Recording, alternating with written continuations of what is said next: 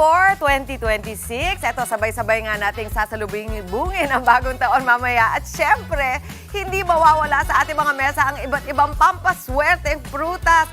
Kung ano-ano at magkano yan, alamin natin kay Laila na lumarga sa Kamuning Public Market. Laila, good morning sa'yo. Naku, namimili ka na ba dyan? Aga-aga? Mangunguna talaga para makuha mo yung pinakamagaganda mga bilog na prutas dyan.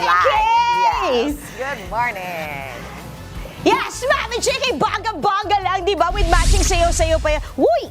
Uy, kasi huling araw na ng taon, dapat maligaya tayo at with matching polka dots ang ating duster of the day. Habang namimili ng prutas. Yung iba, 12. Yung iba, ginagawa pa 13, 14 para sobra-sobra daw yung swerte. O hindi ba? So eto, nandito tayo ngayon sa Fruits to Go Martinez. Good morning, studio! Good morning, mga kapatid.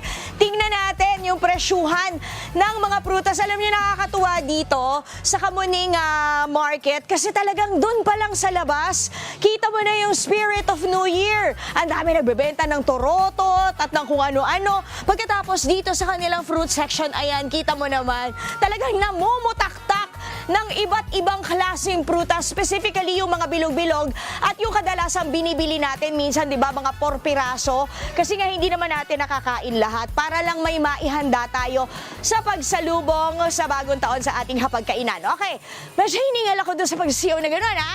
Oo, pero sige, tuloy natin yan, Mami Chiki.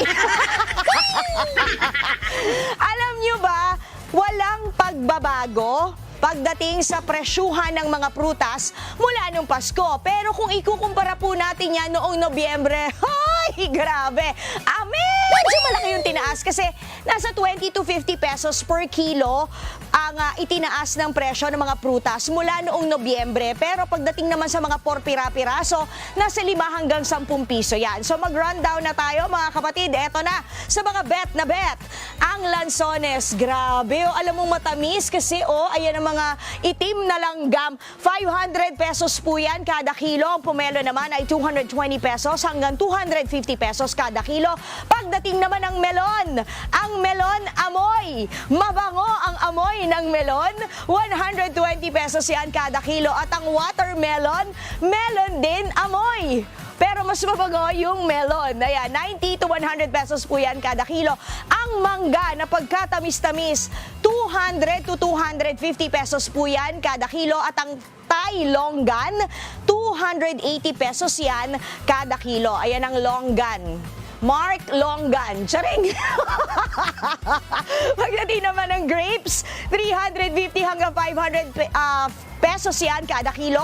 At ang pineapple o pinya, 200 hanggang 250 pesos yan per kilo. Kasi syempre tinitimbang pa rin yan. Ang orange, nasa 40 to 50 pesos kada piraso. At ang pongka naman ay nasa 25 pesos kada piraso. Or kasi yung pongka yun yung mas malaki. Pagdating naman sa lemon, 35 pesos po yan. Pwede bang i-3 for 100 yung lemon? Yes! So, hindi ba? When Tita Laila says, yes lang sila ng yes. So, hindi ba? Pagdating naman sa peras, 45 pesos hanggang 100 pesos yan kada piraso. At ang apple naman ay 35 pesos hanggang 150 pesos kada kilo. Baka masya kayo, ha? Bakit ang mahal ng apple 150? Depende po yan kasi sa klase ng apple at kung saang bansa galing. Hindi naman just itong Fruits to Go Martinez. Ay, marami kaya silang fruits na mga Class A. Kaya kita nyo itong watermelon from Japan. No? Hindi ba, bongga? Meron din sila niyan. Tapos alam mo, Mami Chiki, eto yung maganda dito sa kanila sa Fruits to Go Martinez. Talagang kinarir nila yung to go. As in, go, go, go! Yeah! Parang Rufa May Quinto lang kasi tingnan nyo. Meron na silang mga ready na fruit baskets. Ayan, ha. Meron silang 3 varieties ng basket. At para mas malaman natin ang presyuhan dyan, kamustahin naman natin itong si aking kumaring, si Kylie. Kylie Jenner, Kylie Versosa, Kylie Minogue. Kylie, ano? Kylie De Vera. Kylie De Vera, wala akong tinama. Akala ko pa naman Kylie Padilla. Okay, Okay, Kylie, kwentuhan mo kami. Huwag ka nervousin, ako lang to. Tignan mo, magkasing ganda tayo. Oh. Pareho tayong nag-rosy chicks ngayong umaga. Okay, Kylie, kwentuhan mo kami. Ano ba tong mga fruit baskets na naandito mo? Ilang types meron? 12 po. 12 yung prutas na nasa loob, Apo. kada basket. Apo. Okay, pero magkano ang mga presyo niyan at bakit nagkakaiba? Ano yung pagkakaiba? Eto, Mayroon ano po to? kaming class, ay ano po, Sige, na buhatin natin. set Parang A. dalagang Pilipina lang ang peg. Meron po Ayan. kaming set A. Okay. Anong laman ng set A? Ano po, meron po itong 12 items 12 na fruits. Apo. Okay. So, eto, magkano to? Pagka ganito yung presentation niya, naka-basket at may 1,500. 1.5. Okay. So, yan na ba yung pinakang mura? Meron pa po. May mas mumura pa? Apo. Wow! Magkano naman yun? Nasaan yun? Pwede po 1,000. 1,000 pesos. Saan Tapos naman wala po yun? kami Nakaset. Pero grabe, ang mahal pa rin. Imagine nyo, 1,000 pesos para lang sa 12 prutas. Nasaan yun? Yung 1,000 pesos ang sinasabi mo? Ano lang po yun, isiset pa lang po. Isiset pa Opo. lang. Ikaw ang mamimili. Yes po. Tapos, iaayusin Ayusin na lang po. Okay. Yung ating, meron kayong tagto 2,100 at 2,800. Ay, opo, Para meron sa mga po. nakaka-LL, lalo yun sa buhay. Nasaan na yung tagtuan mo? Set B po. Nasaan Ito po. yun? Ayan ang Pwede ko set lang. B. Ay, wow, ang ganda rin. Okay. At anong mga laman? Ay, ito, imported ng mga Yes. apples. At ito, ano to, pear? Korean pear po. Korean pear. Naku, ang tamis-tamis nyon, Mars. Kasing sweet nating dalawa. Di ba? Okay. Ito yung 2-1. Yes, ma'am. Yung 2,800. Anong itsura Ito nun? naman po, ito. Ito yun. Apo, yung Okay, anong pagkakaiba ng mga fruit baskets mo? Bakit nagva-vary sa mga presyo? Conforme din ba sa laman ng loob? Apo, Okay. depende po sa laman ng ano. Okay, bakit? Kasi yung mga Yung set C prutas po, niya, may mga berries po. so kumbaga mas Special premium po. ang items. Apo. Oh, so ibig mo sabihin nun, premium din ang magiging 2026 kapag Yes, ganito yung naman binili. Kaya lang ang mahal. Pagkatapos eto pa, paano pag kunyari, eto tatanungin lang kita kasi alam mo maraming masiselang chismosang namimili. Oo. Katulad ko.